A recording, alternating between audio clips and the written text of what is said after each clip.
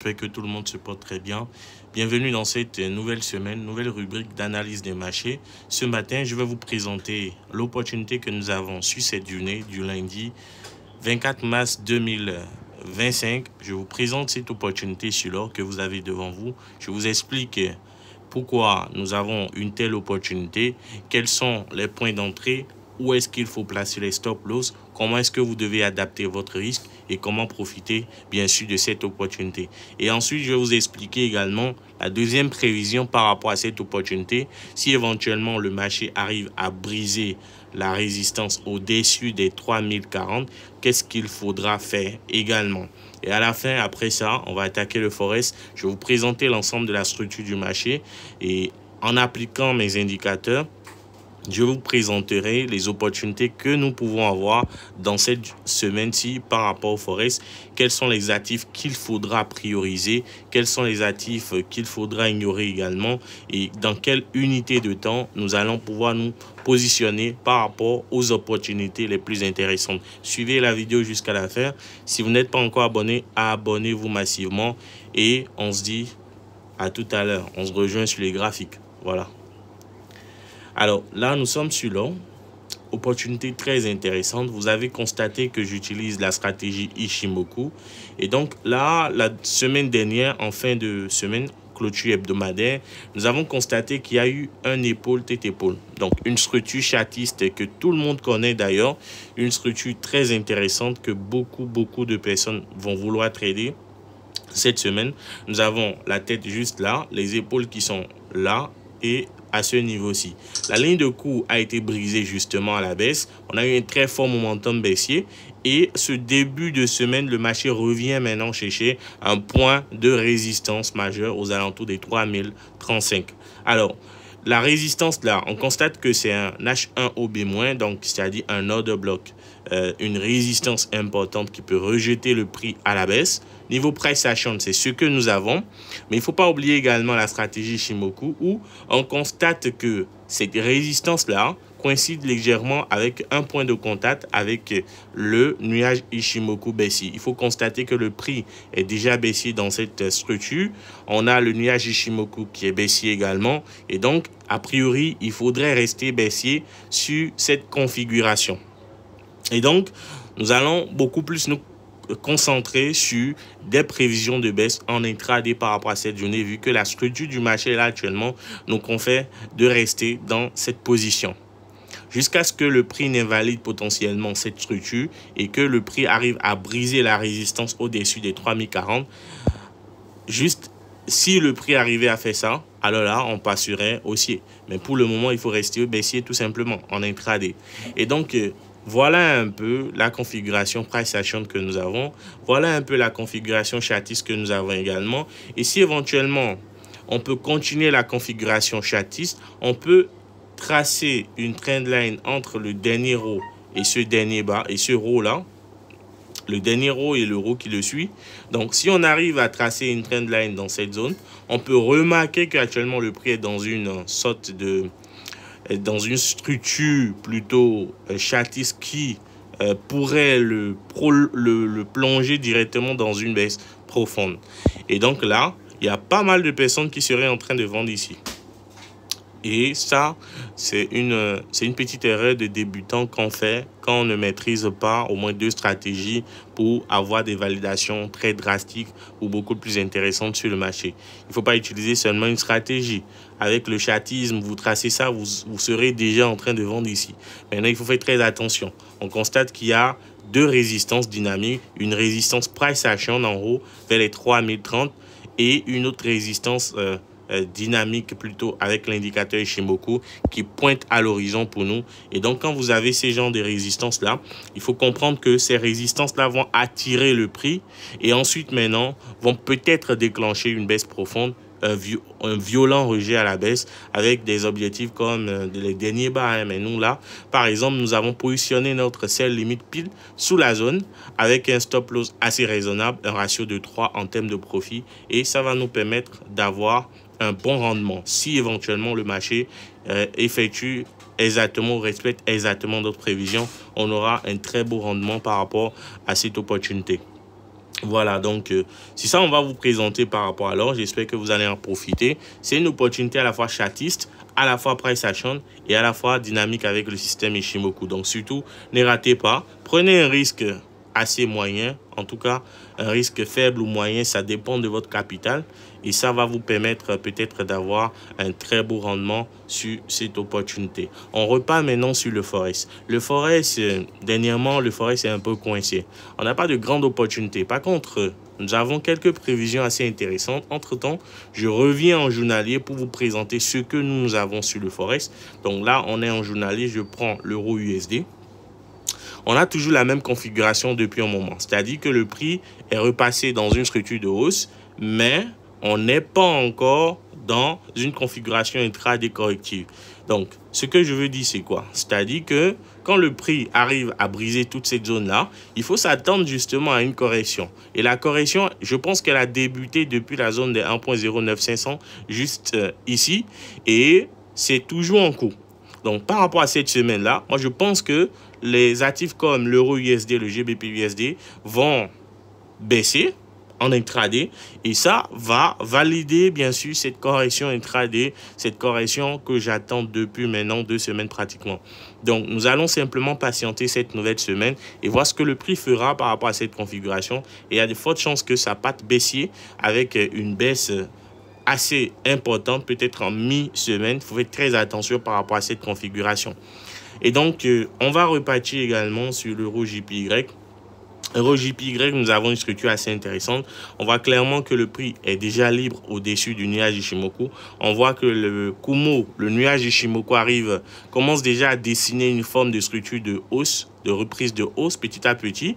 La lagging qui entre-temps s'est libérée et là effectue un retracement également est en train de se libérer. Si la bougie journalière actuelle arrive à clôturer au-dessus de la zone, on aura donc droit à une très belle opportunité de reprise de hausse par rapport à ce actif là en journalier. Et il faudra rester en intraday ou plutôt en H4, H1 pour avoir des opportunités, des entrées quand même assez optimales. Voilà, donc nous allons continuer. Eurocad, on constate ici que la baisse qui a démarré est toujours en cours. On est dans une structure totalement haussière, bien sûr, et la baisse dont je parle, c'est plutôt une correction intraday. Faites très attention. Donc, si vous voulez des opportunités sur ce genre d'actifs-là, allez dans des unités de temps très courtes. Je reviens sur l'euro NZD. On est dans une structure totalement haussière également. Vous avez le prix qui a cassé la Tenken journalière et reste sous la Tenken. Donc, il y a une forme de résistance dynamique là, en cours là. Donc, faites très attention par rapport à la hausse. À tout moment, ça peut baisser. Donc, faites très attention. Ce pas les opportunités les plus intéressantes de la semaine. Il faut faire très attention. Alors, ici, euro haut également, même configuration. On voit clairement que la Tenken Sen journalier bloque le prix. Et on a eu un très fort mouvement aussi entre-temps. Donc, à tout moment, ça peut baisser. Il faut faire très attention également. Ce n'est pas l'opportunité du siècle. Il n'y a pas grand-chose ici non plus. USD-CHF, on est baissier. Entre-temps, moi, je m'attendais à ce que le prix revienne chercher le nuage Ishimoku ici. Donc, toucher la Kijun ou le nuage avant de repartir dans le sens de la baisse. Mais pour le moment, ça stagne encore. Donc, il n'y a rien à faire. USD-CAD, on est dans une accumulation de prix. Vous voyez toute cette zone-là, accumulation de prix depuis un moment. Donc, il n'y a pas forcément grande chose à faire non plus ici sur l'USD-CAD. Donc, je vais éviter cet actif. Donc, on revient maintenant sur l'euro NZD, notre actif là, depuis une semaine maintenant. On est dans une structure baissière. Faites très attention, structure baissière. Structure baissière également. Et donc, normalement, il faut privilégier la baisse. Par contre, dans des unités comme l'intraday, le moyen terme, nous avons une structure haussière qui est en train de se dessiner. Donc, je vais revenir dessus tout à l'heure et vous présenter l'opportunité que moi j'ai sur cet actif-là. Et justement, une opportunité sur laquelle nous nous sommes positionnés depuis la semaine dernière. On va continuer d'abord et on va revenir plus tard. Ici, même configuration sur le GBP-USD. Entre-temps, on s'attendait à une baisse corrective vers les supports que j'ai identifiés là. Mais on constate que ce matin, le prix est en train de rebondir. Bon, ce n'est pas forcément le moment de l'acheter. Il faut patienter. Il ne faut pas du tout être pressé, je pense. Donc, pas la plus belle opportunité pour débuter cette semaine non plus. On va laisser tomber d'abord le GBP-USD. GBP, JPY, on voit clairement le rebond du prix, rebond vraiment important. Ce rebond-là, la bougie journalière actuellement en cours, là, elle est à plus de 100 pips. Donc, je pense à plus de 100 pips, 130 pips environ. Donc, c'est quand même un rebond assez important. On a la lagging qui bute sous le nuage Ishimoku, donc le prix qui est libre, mais la lagging n'est pas encore libre. Donc, on n'est pas encore totalement dans une structure de hausse. Faites très attention par rapport à cet actif-là. Il faut patienter plutôt que la lagging se libère. Et ensuite, vous allez vérifier en moyen terme H4, H2 ou H1 si éventuellement le marché vous offre des structures de reprise de hausse. Et là, vous allez pouvoir vous positionner selon vos stratégies. On va continuer avec le GBP CAD. On voit qu'il n'y a rien à faire. On est sous la Tenkan Sen journalière. Et donc, tout un vide ici entre la Kijun et le prix. Potentiel baisse à venir sur cet actif-là. Baisse corrective, bien sûr, puisqu'on est dans une structure haussière. Et donc, pas besoin de le toucher non plus tout de suite. GBP NZD, on voit que le prix a repris sa hausse. Bon, là, on est en train de casser la Tenkan Sen journalière au-dessus du niveau des 1.20, des 2,25500. Assez intéressant.